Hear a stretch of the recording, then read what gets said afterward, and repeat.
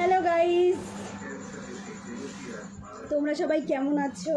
বৃষ্টির মধ্যে আজ দুদিন ধরে বৃষ্টি হচ্ছে। এই সবে আমি ডিউটি থেকে ফিরলাম। এই দেখো নিম বেগুন দিয়ে আর কাঁকরোল ভাজা দিয়ে ভাত খেতে বসেছি। খুব খিদে পেয়েছে।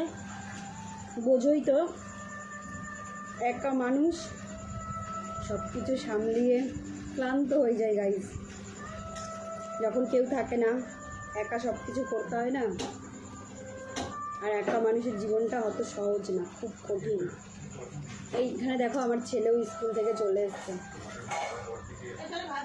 এই দেখো আমার ছেলে স্কুল থেকে চলে এসছে, এখন ও ভাত খাবে। আমিও ডিউটি থেকে চলে আসলাম। পরীক্ষা ছিল, ওর পরীক্ষা দিতে গেছিলাম।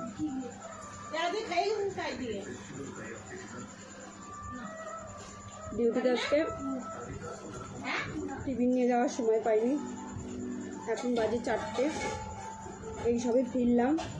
কলকাতায় তো বৃষ্টি হচ্ছে না, কিন্তু আমাদের এই দিকটা, বনগাঁর এই দিকটা খুবই বৃষ্টি হচ্ছে।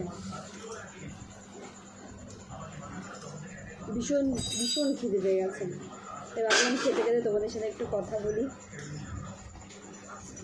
গাইস, সবার কাছে অনুরোধ রইল, সবাই এভাবে পাশে থাকো, এভাবে সাপোর্ট করো। তোমাদের সাপোর্ট ছাড়া কিছুই করতে